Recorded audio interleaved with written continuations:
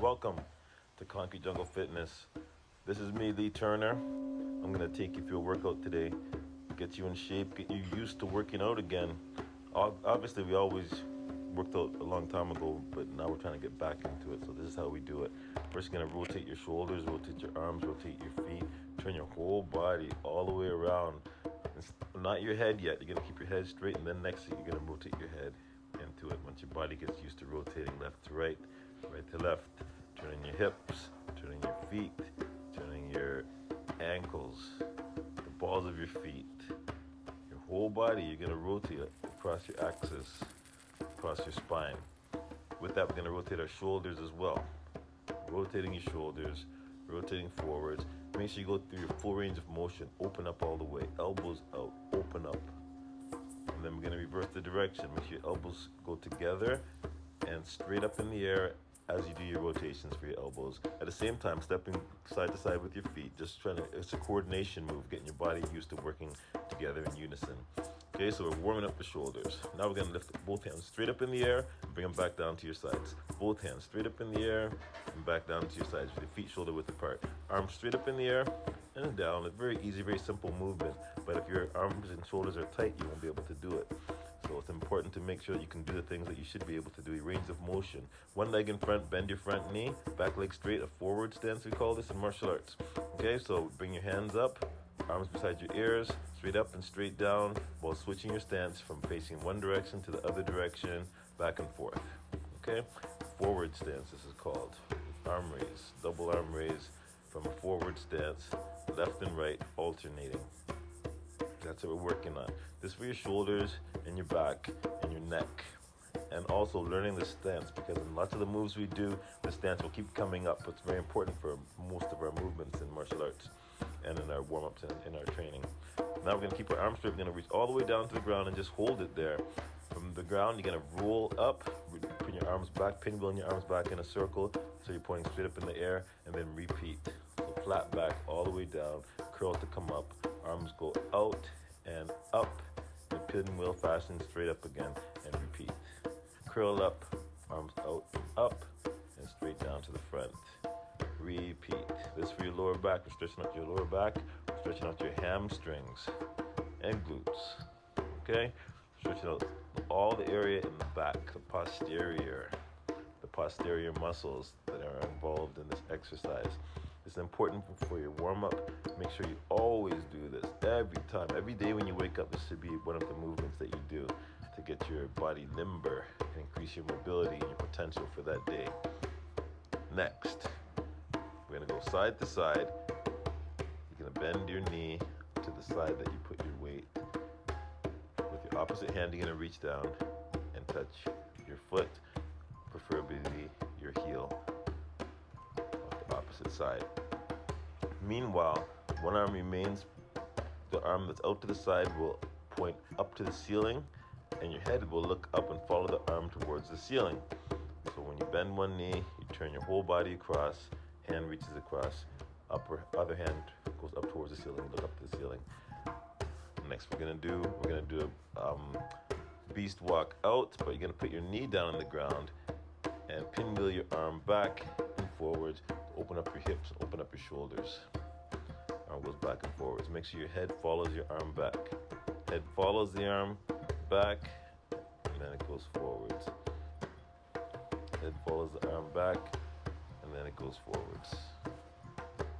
Switch arms, switch legs.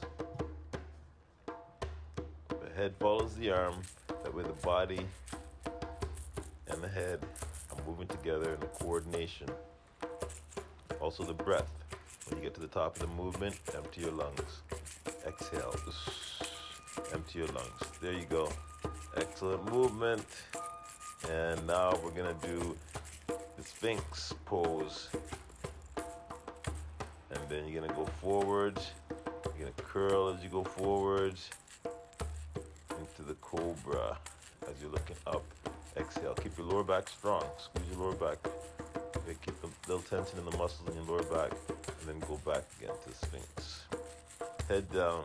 And you look up. And head goes back down. That's how you start your movement into the next move. It's also called a mini wave.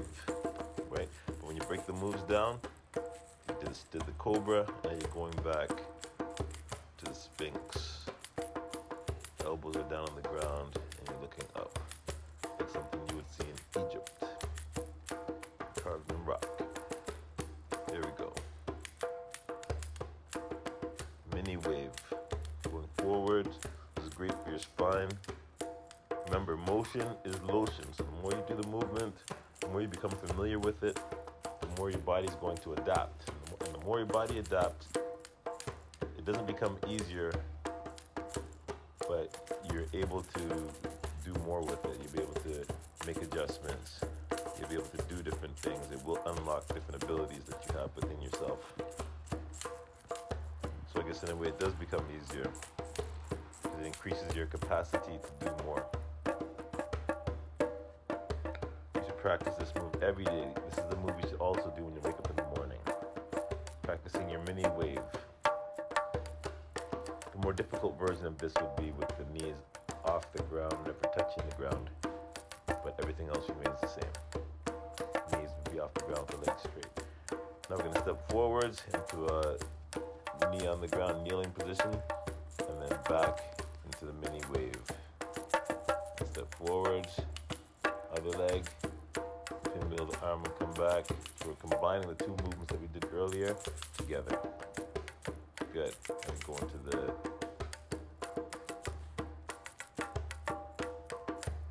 perfect. We're stepping out and we're stepping back. Doing the Sphinx. Stepping out. Arm wheels and back. The Sphinx. Looking up. Looking down. Stepping out. In middle the arm. Bring it back. Make sure the head follows the arm. And sit back in Sphinx. Very good techniques. Good work. Keep going just like this. It's just a warm up to get you going for your day. Get your day started, get you back into training. If you do this every day, you'll find that you'll be able to do more. Your body will start to adapt, and you're going to have better days always. Flexible body equals flexible mind. When you train your body, inevitably you train your mind as well. Now we're going to go on to the next move. We're going to do, you start off in the crab, and this is the crab reach. Okay, so from the crab, you're gonna lift your hip, take one hand off the ground, lift your hip straight up in the air, arm goes over your head, and then it goes over top and reaches for the ground. When your arm goes, your head goes as well. Your head follows. Bring it back and sit your butt almost down to the ground, and your butt never touches the ground. And same thing on the other side. So we're just switching sides and repeating from crab. Crab, reach. Over your head, it makes a frame. Your arm makes a frame over your head, and your head looks down to the ground to the supporting hand. Over your head, look down to the ground to the supporting hand. Look back up and drop it back down to crab. One thing, make sure your knees don't go in when you do this move. The knees will have a tendency to want to go in towards each other to support your body weight, but don't allow that.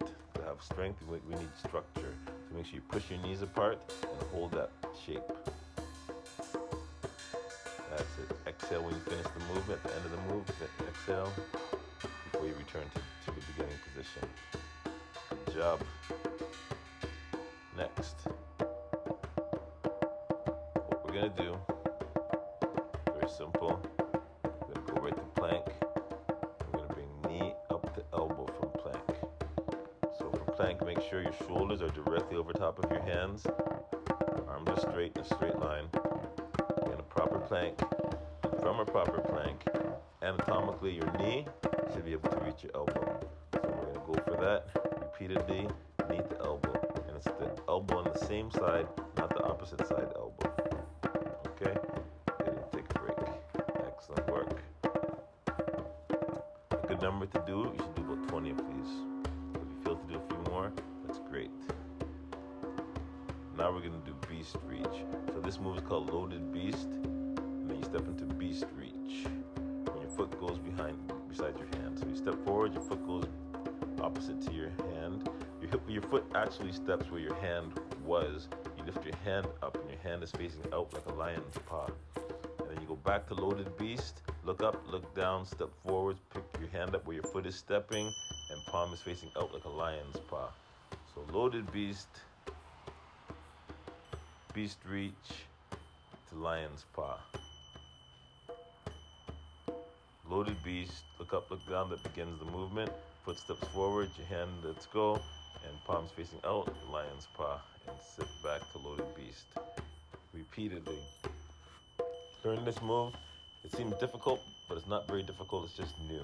The more you practice it, the more it will make sense to you, and the better you'll get. So give yourself a chance, practice these moves and get good at them. Next, we're going to do plank. We're going to do a little core work. So you're in a plank. It's called a Rambo plank because your elbows are parallel, arms are parallel. You turn sideways, squeeze your shoulder blades together. It's a sideways elbow or inverted elbow. There we go. That's it. Turn your body sideways. Allow your hips to turn sideways, then make your hips go flat. Then you go back to your Rambo. Good. We're going to stand up now. Roundhouse kicks. Find out, it's important to know in perspective where your opponent is so you can do your kicks in perspective. So when you find out where your opponent is, you keep your hands up facing that direction sideways, pick your front foot up, your leg is going to go horizontal, almost as if to cut your opponent in half. These are your roundhouse kicks. You point your knee at the target and let your leg go. Your bottom foot, your supporting foot, is turning so that the heel is facing your opponent and the toes are facing away from your opponent. Once again, make sure you know where your opponent is so you can kick in the right perspective, right, compared to where your opponent should be. Good work. Now we're going to practice with the punches. We're going to go jab right. 1-2 punches is called in boxing. So 1-2, jab right. The left jab is left hand, the front hand, and then right hand is the right cross. So we just call it jab right, just to make it easy. Jab right, or 1-2, 1-2. Now we're going to add the front leg roundhouse kick with the 1-2. Front leg roundhouse, 1-2. Front leg roundhouse, 1-2. Front leg roundhouse, 1-2. Front leg roundhouse, jab right. Same thing. Okay, so different ways to say it, but at the end of the day, the jab is your lead hand, the hand closest to your opponent when it punches out with the least amount of energy that it takes to throw a punch is the jab. Now we're doing side kicks. You turn your back to your opponent, kick your leg straight out, turn your back, kick straight out. Turn your back, kick straight out to your opponent. This is a side kick. It's used if your opponent were to come straight towards you. You would side kick them into the soft part, into the stomach. And they would have difficulty maintaining their balance. And they may not want to fight anymore. Anyway, that's good for today. Thank you so much. Blessings and love. Concrete Jungle Fitness. One love.